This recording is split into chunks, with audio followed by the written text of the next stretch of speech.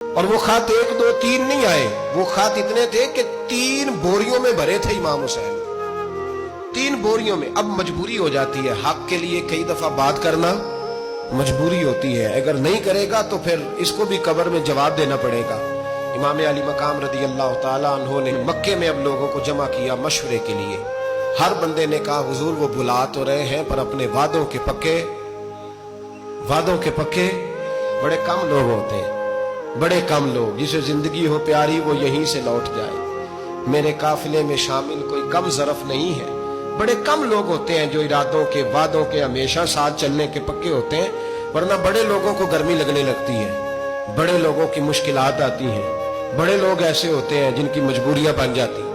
کہا حضور وہ پکے نہیں، آپ نہ جائیں۔ ہر بندے نے کہا حالات ٹھیک نہیں، حالات گراؤنڈ ریالٹی صحیح نہیں، یہی مشورہ آج بھی ہر بندہ دیتا ہے، ابھی حالات نہیں۔ اتنے خراب حالات کبھی نہیں ہوئے تھے جتنے امام حسین کے دور میں تھے، لیکن فرمایا میں دین کے خلاف غلط حکمران کو مسلط ہونے کی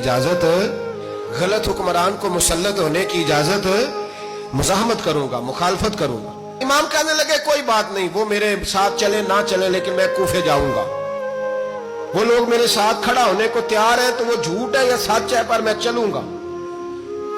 جب امام علی مقام نے اصرار فرمایا تو جو آپ کے قریبی صحابہ کرام کی اولادیں تھی ساری، یہ بھی اب بیماری ہے، کچھ لوگ کہتے ہیں جی صحابہ نہیں ساتھ چلے، تو میں کہتا ہوں اہل بیت نبوت کے تو کل افراد 21 تھے، تو 72 میں باقی اولادیں کس کی تھی؟ وہ ساری صحابہ کی اولادیں تھیں، وہ سارے۔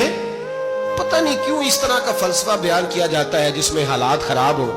حضرت سیدنا امام علی مقام کو جب بہت زیادہ کہا گیا نا تو امام حسین رضی اللہ تعالیٰ عنہ نے فرمایا چلو میں ایک کام کرتا ہوں، مسلم بن عقیل کو بھیجتا ہوں، حضرت علی کے بھتیجے ہیں، امام حسین رضی اللہ تعالیٰ عنہ کے چچا کے بیٹے ہیں، حضرت عقیل کے صاحبزادے مسلم بن عقیل بڑے سمجھدار آدمی تھے، معاملہ فہم تھے، بڑے جری تھے، اتنا زبردست مشورہ کم لوگ دیتے ہیں جتنا حضرت مسلم بن عقیل دیتے تھے۔ ان کو بھیجا گیا کوفے۔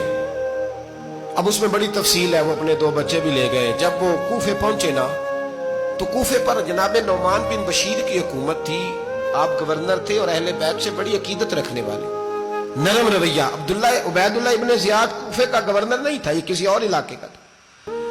جب آپ وہاں پہنچے تو نعمان بن بشیر نے دیکھا کہ حضرت مسلم بن عقیل آئے ہیں تو لوگ دوڑے ان کی بیعت کرنے، بھاگے، اتنے لوگ جمع ہوئے کہ ایک دن میں 17,000 آدمی نے بیعت کر لی۔ تو تم پتہ ہے نا جڑا الیکشن لڑنا ہوتا ہے راتی جیت کے سوندا ہے، وہ فاتح ہوتا ہے، ہر روز جیتتا ہے، پتہ اسی دن چلتا ہے جس دن الیکشن کا ریزلٹ اناؤنس ہوتا ہے۔ 17,000 آدمی ایک دن آیا۔ اب وہ جو امام مسلم بن عقیل کے وہاں نعرے لگانے والے تھے کہنے لگے حضور یہ پہلے دن کی کارکردگی ہے، 2-4 دن میں دیکھیے کیا ہوتا ہے۔ 2-4 دن میں کیا ہوا؟ 40,000 آدمی نے بیعت کر لی۔ اب وہ 40,000 بندہ تیار ہو گیا۔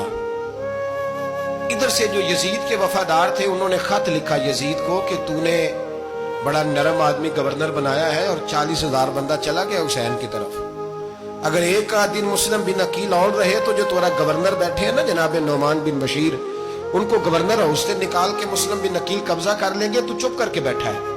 یزید بڑا تیز تھا، اس نے ایک آدمی گھوڑے پہ دوڑایا۔ عبید اللہ ابن زیاد ایک اور علاقے کا گورنر تھا پر بڑا ظالم سا بدماش تھا، بڑا سخت گیر آدمی تھا۔ اس کو کہا کہ تو پہلے ایک صوبے کا گورنر ہے، جا تجھے دوسرا صوبہ بھی دیا۔ اس طرح کار فوری طور پہ کوفے پہنچ اور جا کے مسلم بن عقیل کو گرفتار کر، جو آدمی ان کا ساتھ پھر بھی دے اسے قتل کر دے۔ اس نے کیا کیا؟ وہ آدھی رات کو آیا، منہ چھپایا، جبہ پہنا، لوگ سمجھے امام حسین آ گئے۔ بہت سارے لوگوں نے اس کے نعرے بھی لگائے۔ وہ چپکے سے داخل ہوا اندر، اور چپکے سے داخل ہو کے اس نے سب سے پہلا کام یہ کیا کہ نعمان بن بشیر رضی اللہ عنہ کو معزول کیا، کوفے کے گورنر ہاؤس پہ قبضہ کیا۔ پھر اس نے اسی وقت سوئے ہوئے سرکردہ لوگ، جس طرح ایک گاؤں کا چودھری دوسرے کا محلے میں قبیلوں کے جو لوگ تھے چودھریوں کو بلایا، کچھ کو سزائیں دی، کچھ کو سخت کہا، کچھ کو ان کے عیب گنوائے کہ وہ تمہارا فلانا مسئلہ پھر خراب کر دوں گا، بلیک میل کیا۔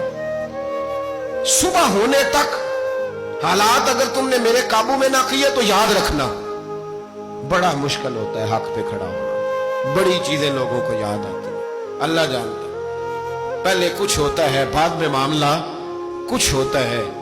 हजरत मुस्लिम बिन अकील के साथ जिस दिन उबैदुल्लाह इब्न ज़ियाद आया, 40,000 का लश्कर था। अगले दिन सुबह हुई, अगले दिन तो ये हाल हो गया कि आप जब कूफे की जामे मस्जिद में जोर की नमाज के लिए गए तो 5-7 हज़ार आदमी नमाज पढ़ने आया।